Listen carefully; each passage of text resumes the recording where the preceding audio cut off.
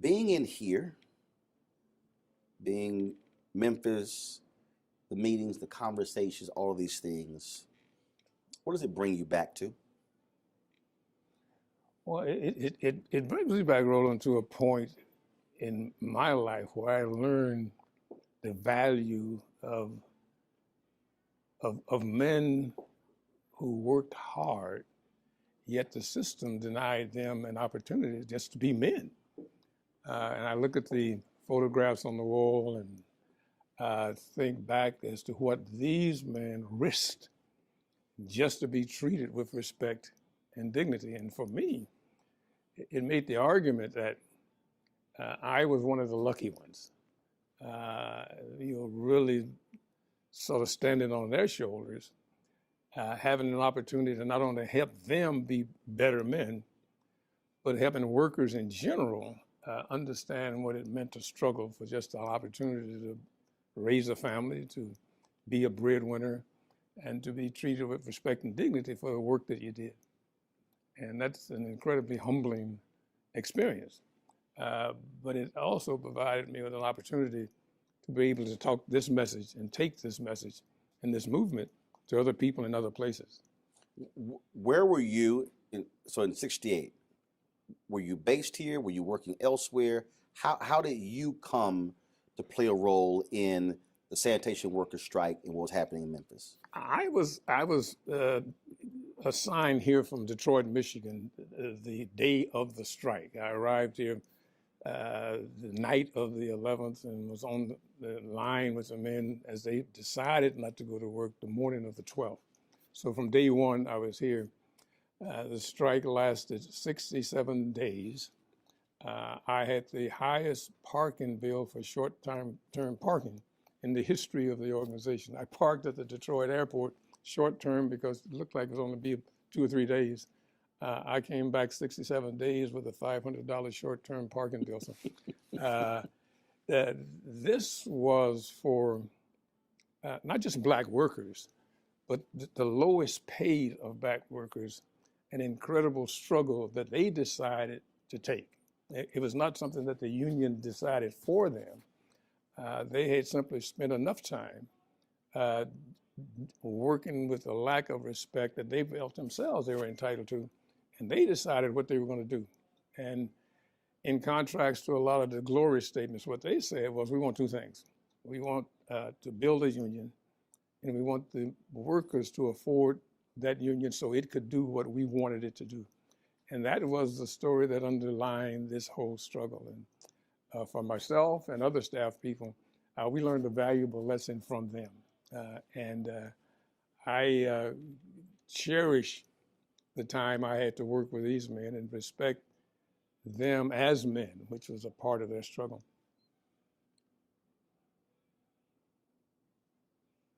What was it about them that was different than other folks you work with who were trying to fight for their labor rights?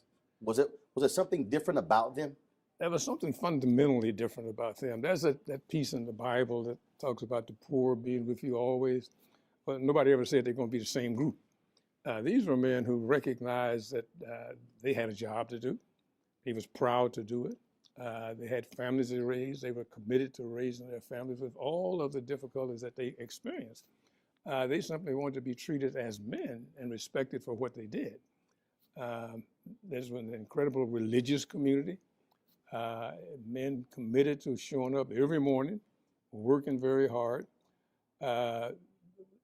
irritated by the fact that they couldn't get a simple problem solved. We weren't talking about 50 cents more an hour or $5 more. We were just simply talking about the issues that generated disrespect in them as they worked.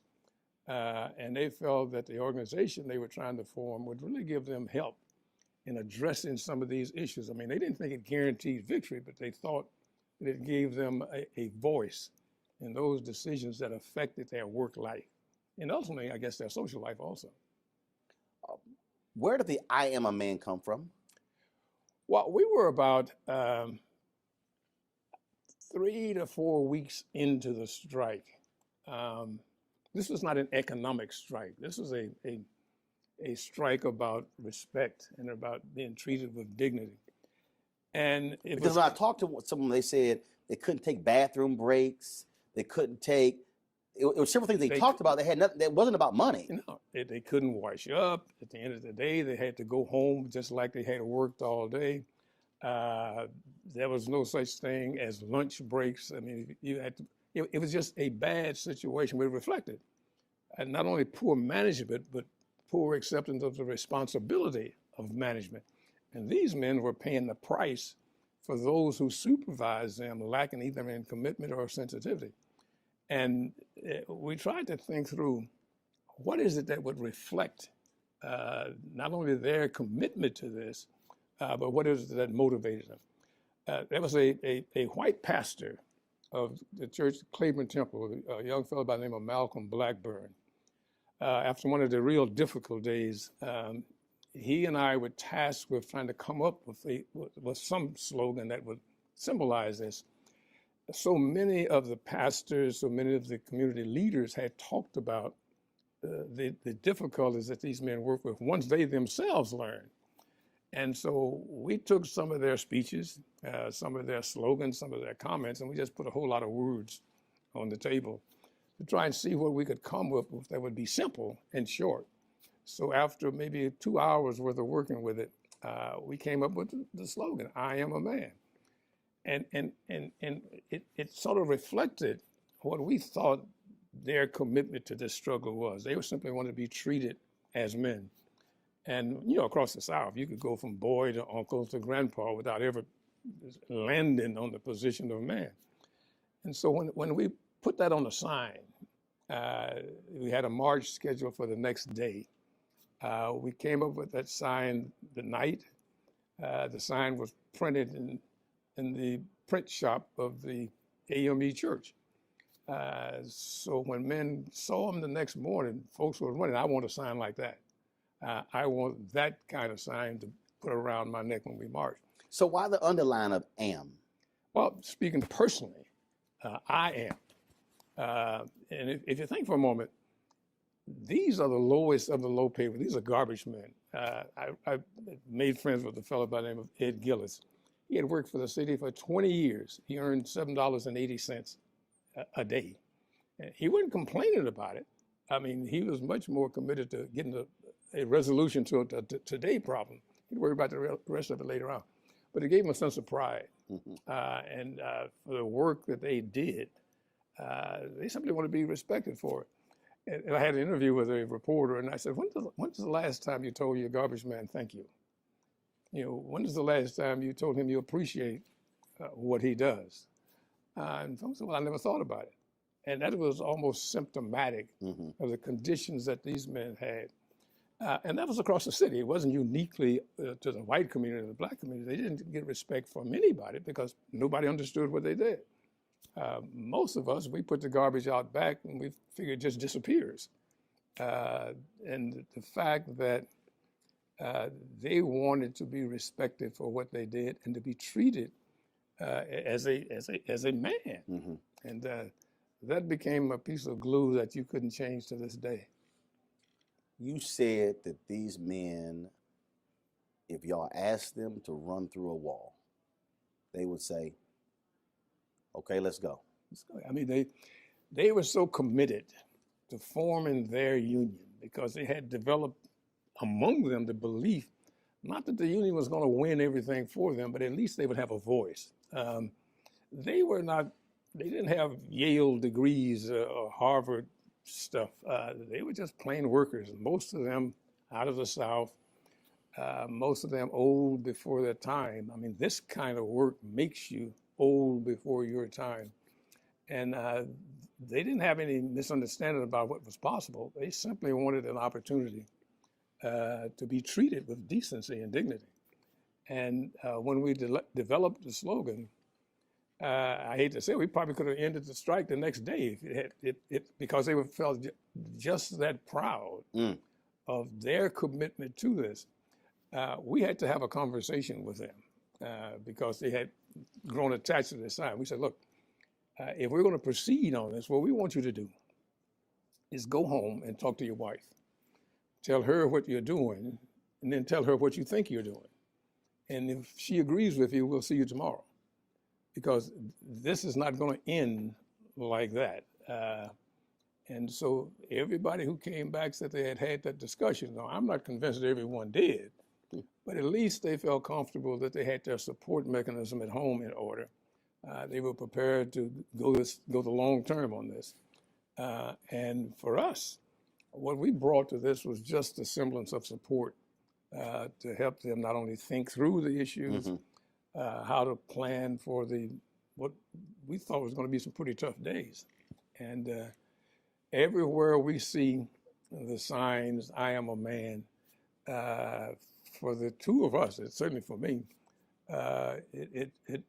it's almost humbling that men who were so desirous of believing in themselves was prepared to take those kinds of risks. Does it bother you that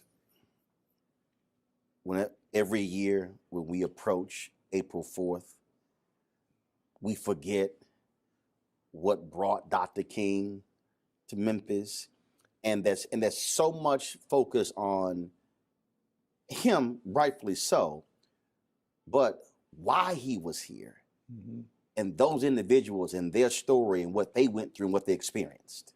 Well, it doesn't bother me. It makes me, I think, try to understand a bit more.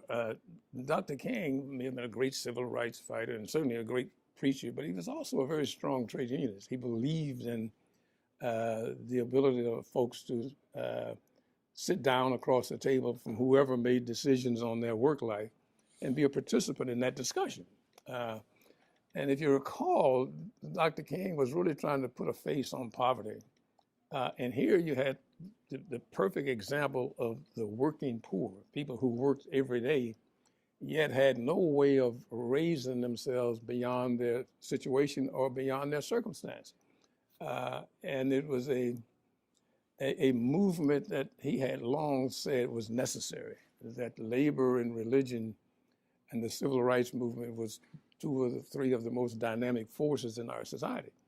And here you had men who as I said, they didn't graduate from Harvard, they graduated from the streets of hard times, but they recognized that their life could be improved if they had an opportunity to have an instrument to work for them and to speak for them. The mayor here says, well, when the strike got underway, I believe in the men out there. They can come and see me anytime. Well, you visualize a sanitation worker walking into the mayor's office to have a conversation about him, about his conditions of employment. It's silly. So they knew that unless they organized something that had the financial underpinning to speak for them, they were destined for a hard time. But they said, this is the time that we're going to do it. And I never regretted it. I can't help but wonder sometimes whether at least decisions that I helped them make or recommendations that I made to them could have been different. But Dr. King was committed to this work long before he came to Memphis. And the irony being that Memphis and the strike was in progress when Dr. King discovered what was taking place here. He was in Marks, Mississippi, I think, doing a rally on behalf of working poor there, and discovered Memphis.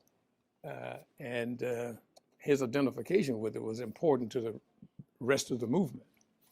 But the two forces that he knew were strong came together in Memphis. I'm gonna come back to him coming here, your conversations, your experiences, and certainly his assassination. But why, what was it? Why have you committed your life to the unions and to trade unionists and to the working man and woman? In simple terms, Roland, I come to the conclusion there are two kinds of folks in our society. There's the powerful and there's the powerless. And you can generally tell which group you're in.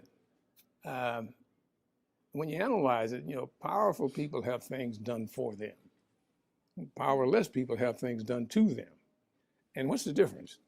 The difference is they're not the institutions, the mechanisms, the leverage in our community and among our workers to signal to the power brokers that these are people who need respect and looking out for. Across the South, the burden of the power structure keeping these institutions out of the hands of people who need them. And you can see it wherever you go. I mean, you can spot a low-wage neighborhood when you drive through it. Mm-hmm. And the reason it's low wage is because they have no way of gaining better wages, better benefits, social power, political power. And those are the things I think a trade union brings to workers in any setting that they work in. If you look at our nation as a whole, or the world as a whole, those people who have access to political power, to social leverage, to better conditions, have trade unions. Roosevelt in 33, 34, whenever, he recognized the imbalance of power also and created the National Labor Relations Act, and people got the right to organize. But even in his wisdom, he left a lot of people out. And the fact that he left a lot of people out, we're paying for some of that today. Workers who have high skills, who have access to training and preparation, life may be difficult for them, but it's not impossible. For workers like sanitation workers who have no opportunity to organize, no opportunity to be represented, no opportunities or the skills to appear before a commission or a board and tell their story, they have nothing. And my commitment to trade unionism is because it doesn't do things for them, but it creates space where they can help themselves do things. And I think for me, the satisfaction comes from helping workers like this use their latent power to change their conditions, or to help workers across South Africa recognize that you can alter history by coming together and applying basic principles that even powerful people use. That is, you can use your strength to alter your conditions. Prior to him coming to Memphis, had you known Dr. King, talked to him, met with him? I had met with him once, had talked with him once, and we were discussing the same thing we're discussing now. How do we change the condition of the working poor? You've got millions of people who work in hospitals. They get sick, they can't even get into bed that they make up. We had talked once about a program in Chicago where hundreds of thousands of hospital workers, primarily black and brown, worked in the hospitals, yet they had no way to alter their situation. And when I say alter their situation, is if you're earning average $1.35 an hour, I mean, you're not going to have a great life. You may survive. So what our discussion was is how do you merge, the civil rights movement and the trade union movement, and interject the religious community and talk about their moral responsibility to help these people move towards a better life. And in Chicago, Dr. King ultimately created an organization called HELP, Hospital Employees Labor Project. And it helped them change their circumstance. And we weren't reinventing the wheel. We were doing what workers years and years ago did, whether it's mine workers or machinists or what have you did, to alter that situation. Now, we were also not misled that the trade union movement is no utopia. It has its shortcomings like everything else, but if it gave us an opportunity to get engaged, to get involved, to move up through the ranks of organized labor to the positions of power, that you could think through how to and where to bring organizational strength to organized workers. That was it, simple. And I became wedded to that idea. So I talked to Reverend Jim Lawson, and he said that the group decided we need to reach out to Dr. King and bring him in. He said he was tasked with making that call. Right. What was the reaction of these regular, ordinary men once y'all told him he's coming? You couldn't believe it. I mean, there was such a not only love for, respect for, but appreciation of the fact that Dr. King would identify with their struggle. And whether or not he talked about their specific situation, but just his moral authority and moral leadership would deliver a message to those who they believed held the power over their lives. And that went beyond just Memphis. Dr. King brought press no matter where he went, brought media, and the belief that if you can get the story of their strikers outside of Memphis, then perhaps other people would become sensitive to what they did. These were men who came up from the Delta, from West Memphis, or from Arkansas, who had worked a lifetime without any respect whatsoever. Like I said, this was not an economic strike. They simply wanted to find a way to resolve problems they had every day. We had a situation, Roland, where if the weather went bad, black workers in these areas were sent home. Everybody else stayed at work. If the sun came out and it stopped raining, they got paid. These guys lost a day's pay. You lose a day's pay and you make $7.80. That's a major setback. Mm-hmm. And so the question is fairness. The question of the city being sensitive to the work that they did. And it wasn't just for them as black workers, this was them for all workers. And if Dr. King could help them get that message out, if he could talk to a broader audience, they saw that as a plus. What was it like?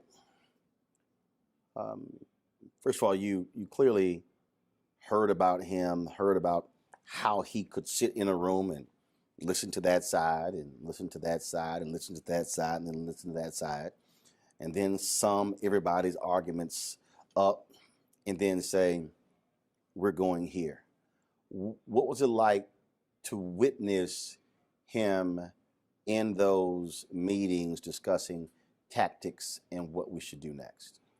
Well, the thing that Dr. King had was this incredible respect from everyone. There may be disagreements, but it was a respect of his beliefs in the right thing to do. And so even among those of us here who were trying to think on a day-to-day basis strategies, there were disagreements. But in the end, you'd say, well, Doc, what do you think?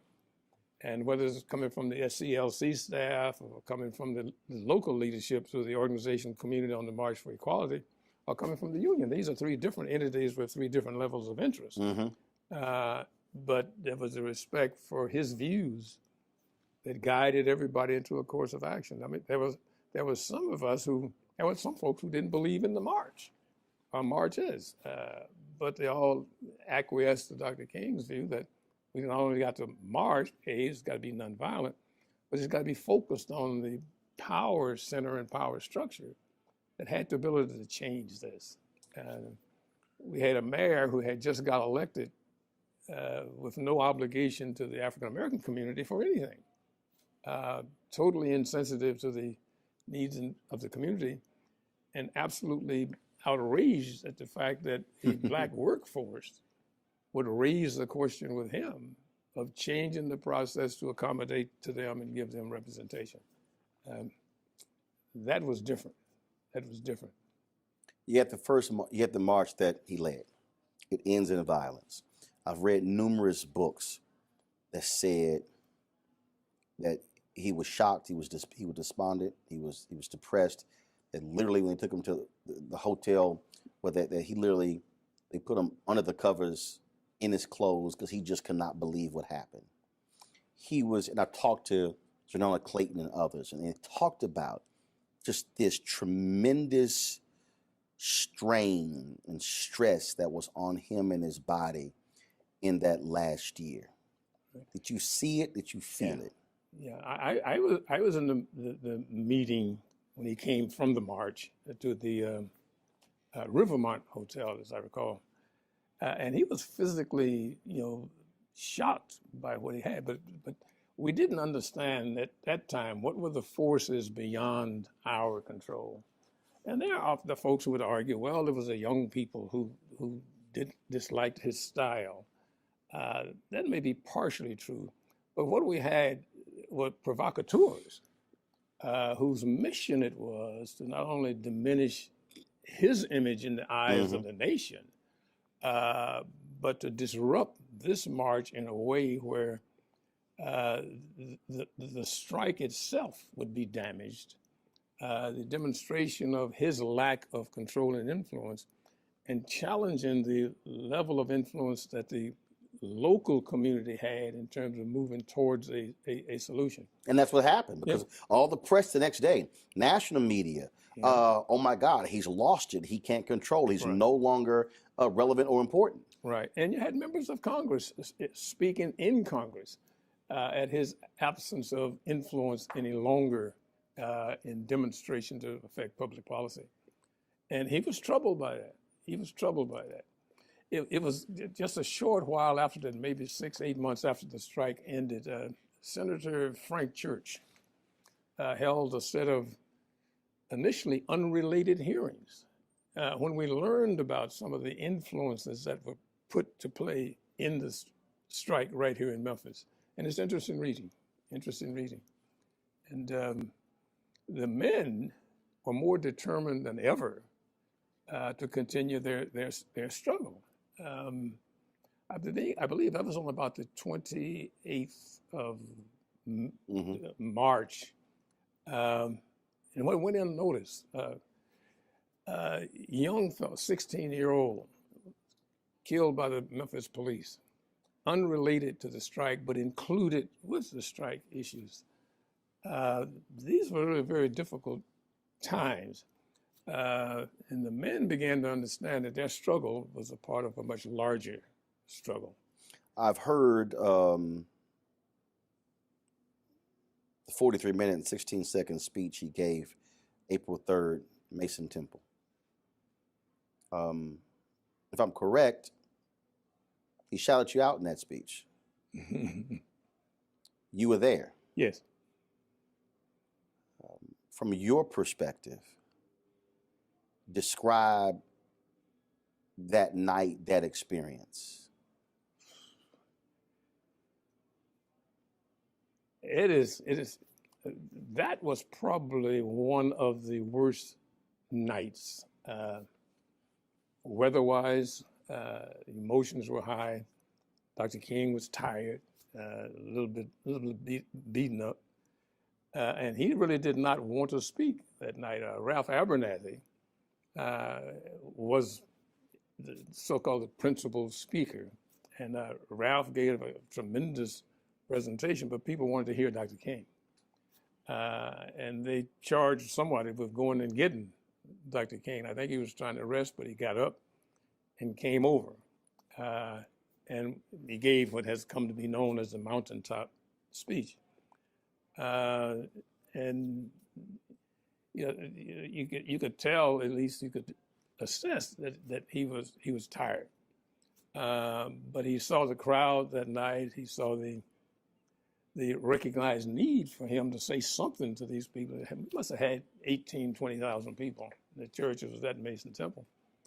And he summoned up all of his preaching skills and his analytical skills to talk about the conditions that were in front of us. And, I mean, it was just an unbelievable night. And I personally, we will not forget it. It was one of the high points of listening to social and political rhetoric. It was just a tremendous presentation. And people went out of the church ready to march, on April 5th. And I think they probably would have marched through brick walls and anything else, but it was a motivating speech, preparing them for the march that was going to take place. Were you surprised at how focused he was on economics in that speech? Because he talked about boycotts. He talked about redistributing the pain. He talked about how SCLC put money in a black bank. He talked about, again, what frustrates me is most people have heard the last 3 minutes of that speech. But to hear the totality of this 43-minute speech, where he has a laser-like focus on economics as the future pathway for African Americans. No question about what he had concluded, that there's a power system that perpetuates itself and keeps people in these conditions. And he talked about, as you said, all of the ways in which you force that system to become engaged in relieving the problems and pressures on the working poor. And as you say, he's talked about the boycotts and the movement of money and the deposits of money and all of the ways in which you can put pressure on the system to force it to become engaged in relieving the problems. It was one of the, I think, more dramatic speeches I've ever heard. It also had a sense of, well, at least Dr. King gave the impression that he was weary. He talked about his almost, death in New York from this lady who stabbed. And he talked about a lot of those kinds of things. And then as he began to wrap the speech up, and I think he was talking to the people who had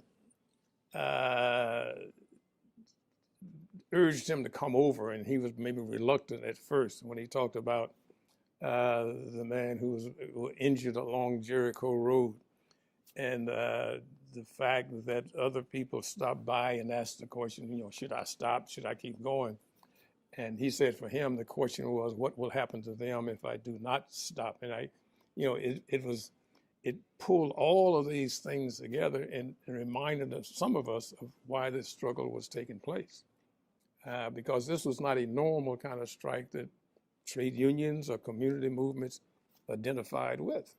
And we certainly thought clearly that we're here until the end. I mean, you cannot walk away from this. You can't sidestep it. And he made all of that clear in his speech. And I for one, think that Dr. King had finally I shouldn't say finally, but had identified some of the root problems and root causes of problems that perpetuated the poor, where you had a situation where incredible wealth and incredible poverty lived side by side, with no embarrassment from the rich.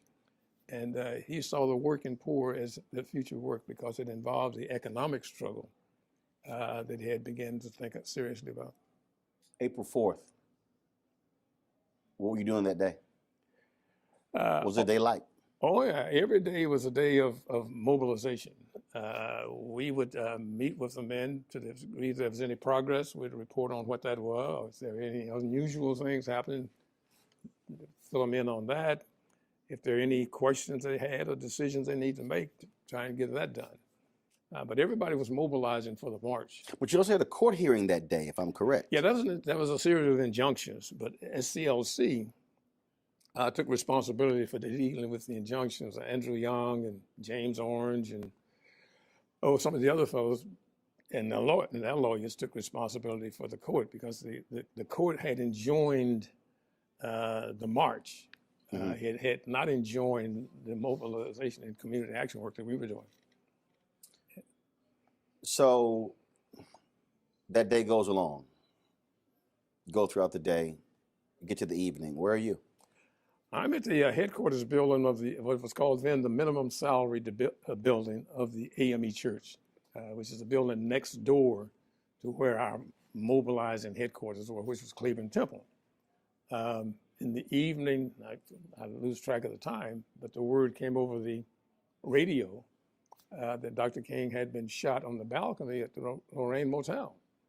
And among all the unbelievable things that you just refuse to accept, this was one of them. So you hear this on the radio. So a co-staffer and myself, we were like 5 minutes from the Lorraine Motel.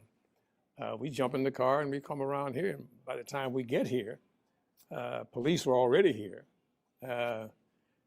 keeping people out as opposed to keeping people in. And this whole evening was just one that we had difficulty believing. Dr. King, as prominent a leader as he was, to be shot on the balcony made no sense to us at all. It was not like he was a stranger in town. He should have and perhaps did have as much security as you could have. But the evening ended with not only with the shooting, but with him being taken to the hospital. Our responsibility then was to make sure that nobody else was injured. I mean, the city obviously was just outraged, and our job was to make sure that the people, got home all right, didn't confront the police or anybody else with any activities that would cause there to be more harm. And then to reconvene a meeting of all the partners in this thing to talk about where do we go from here. You get word that he's died. Where are you, and how do you react? Well, personally, it was an incredible level of sadness. It was not like you had a leader who preached violence. You had probably one of the most committed men to nonviolence, yet to be killed through a violent act. We were a little, we had to think through what this all meant. How and what do we do with the men the next day? How do we handle the notification across the country as to what was taking place in Memphis, and at least whatever advice we were going to give to other folks, how they should react. And clearly, the country was beginning to go up in smoke. The anger that was across their major urban areas was just incredible. I interviewed Reverend Jim Lawson, and he said the next day he went to work. He said, we literally did not have time to stop. And he said it wasn't until either July or August that the grief hit him. He said, but literally, he was completely in work mode. Well, I think that's typical of everybody, and certainly Jim, who was such a major part of this. We had 1,300 men, 1,300 families. Who knows how many children that were a part of all this. We had a community by now that was totally mobilized in support of them. There needed to be direction given. There needed to be a conversation with the leaders. There needed to be addressing the young people, many of whom had become reluctant supporters of the strike, but they were supporters. We had to at least make sure that no one gave reason for added violence against any community members. And to try as best as we could to prepare for what ultimately became a major march on behalf of Dr. King himself. And we were getting deluged with calls from all over the country of people who really want to know, is it real, is it true, is it, et cetera. I distinctly remember a call from Byatt Rustin, who was on a radio show in Westchester County someplace, where people were equally upset. And I think Byatt mentioned on the radio, if you want to do something to help people in Memphis, send $1. And the outpouring of concern and support, in a day or so, we felt down here where there was duffel bags, army duffel bags filled with dollar bills that people were so impacted by this. But as Jim said, we didn't have time to stop. We almost went from his death mode to mobilizing for this major march that we got committed to. And I believe we had 40 or 45,000 people show up for that march. We had to deal with what was going to take place in Atlanta. And to their credit, the men, while they regretted and was suddenly upset by Dr. King's assassination, they remained committed to their goal. And they organized themselves. They made their own decisions about how they would respond on a city basis. I can remember we were a little concerned about whether or not we wanted to take the marches back downtown. A minister here in town whose name may be lost in all the history, Reverend Henry Starks, who took just personal responsibility for organizing and mobilizing the march to dramatize to the business community and certainly to the city leadership that these men were committed to this. And I think we wanted to take a day off, but the men asked us, aren't we going back downtown?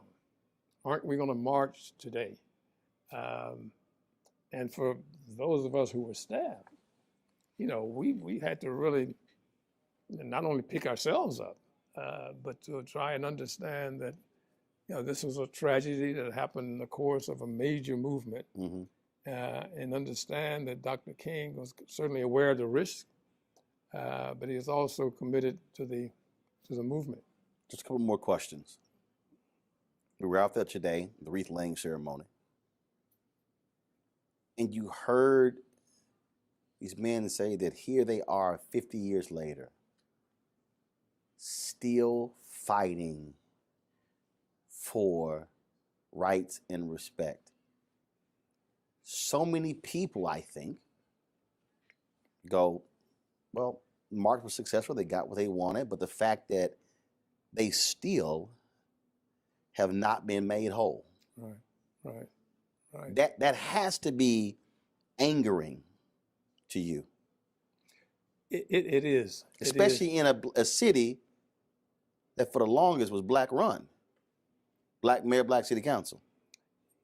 You're absolutely right, Roland. The fact that there is not a pro-worker environment, there's not a belief that workers have a right to participate in those decisions that affect their work life, which would give them the right to sit across the table and negotiate safety procedures, promotional opportunities, grievance procedures, retirement, vacation, sick leave. While these workers have much of that, they don't have the clear-cut right to do that.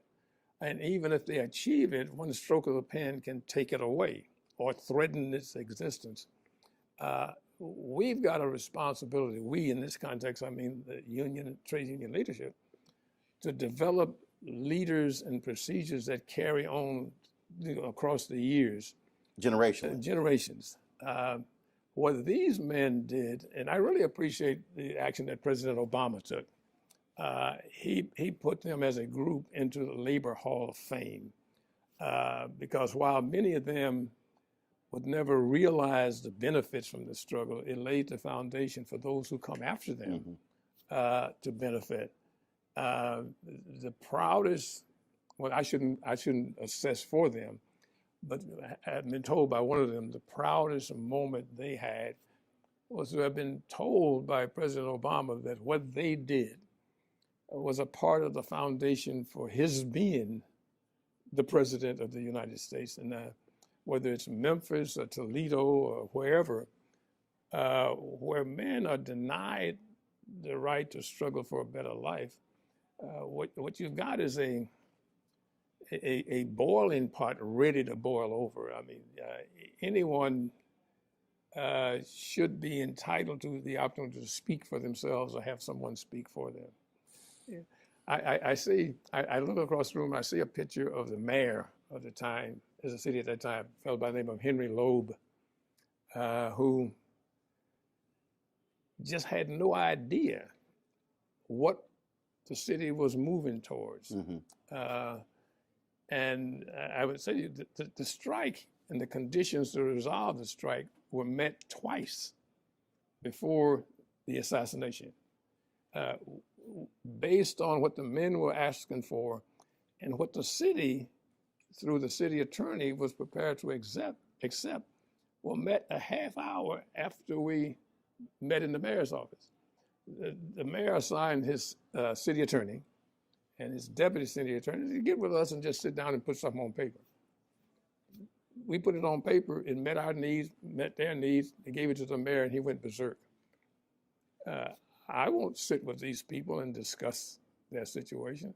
I am the mayor of Memphis, Tennessee. I'm prepared to take the shirt off my back and give to them. They never understood that what they'd like to do is buy their own shirt. So we settled a strike twice. And the tragic loss, in spite of the fact that conditions were met, is what troubles you more than anything. And young people who are now a part of the process should know the history of what these men did to change the situation here in Memphis, not just in the workforce, but to educate them around their responsibility to continue, not just to struggle on behalf of themselves, but for their community. And Memphis ought to be a better place. Last question. Next to last question. We're in a period where labor participation is at its lowest.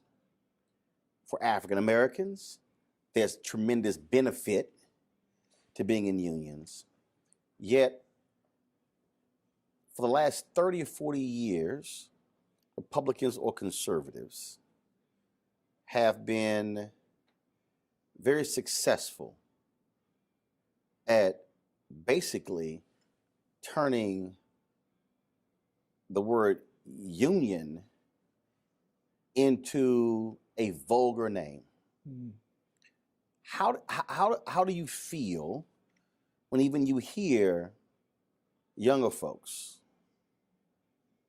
when they hear union? Ooh, I want to hear that. Horrible idea. Unions are terrible. Unions are bad. They're obscene. Last thing I want is somebody controlling my money. Mm-hmm. I think one of the areas where organized labor has not done a good job is to talking about the role of organized labor in a democratic society. Many workers come into the workplace and the conditions that exist right now, benefits and et cetera, folks assume the employer gave them that out of their kindness, they decided that they needed 3 weeks vacation or what have you, without knowing how you got to that point. So we have an obligation to talk to people, not describing the employer on a constant basis as an adversary, but talking about them and our role in a contested environment where the union is fighting for the needs of not just those people who are members, but for society as a whole. And that the union's role in that is to be doing the ongoing work and thinking through the needs of workers and families, to thinking about the programs and policies that make for a better, more fair, and more equitable society. And if the argument is all about whether or not you're going to get a nickel more an hour, we're never going to win that argument. Now, in the context of what we should do with regards to building power with employers, historically, we've been in a situation where we're organizing one member at a time. And the opposition has been able to define us as counterproductive, as opposition, as obstinate. And we have not defined ourselves as well as we should. Mm-hmm. It was really not the employer who gave us retirement pay. It was not the employer who gave us sick leave. And we have to develop our own narrative for making people understand how this came about. I think in terms of organizing, we've got to approach organizational work differently, I think, than we have in the past. We have to organize to build power, not organize for one more member. We talked earlier about, Lech Walesa and the Polish workers. Mm-hmm. They were organizing around issues of political freedom and social justice. That's where I think our struggles are. I mean, the new workforce of the future are young people, they're immigrants, they're women, the African Americans. These are the people who want to be organized to share in the benefits. We're not interested in bankrupting the corporations or those who bring the jobs. We simply want a voice in how to make those jobs better. 30, 40, 50 years from now, a kid's going to walk through here. They're going to see these photos. They might be in Detroit or in D.C. They might be reading a book. They might be watching a documentary. And they're going to see the name or they're going to see the face, Bill Lucy. What do you want them to know about you? Well, I think if anything, the lucky break that a Bill Lucy got was to be able to develop some understanding, some skills, a little bit of commitment that was valuable in helping others sort of find a way to join a struggle for a better life. To say to people, if you work together, collectively, we can find ways and means of developing and focusing on the program that makes people's life just a little bit better. I think you're going to always have the inequities in wealth and income. The question is, can we bring enough folks together who have the kind of influence socially and politically to develop the programs that just make life a little bit better? There's an old saying by an old trade union is, what is it that labor wants? You know, a little bit of leisure, a little bit of recreation, some health care, a little bit of education, something to make us better people in the society we got to live in. And if they come to that conclusion, I'll consider my contribution to have been meaningful.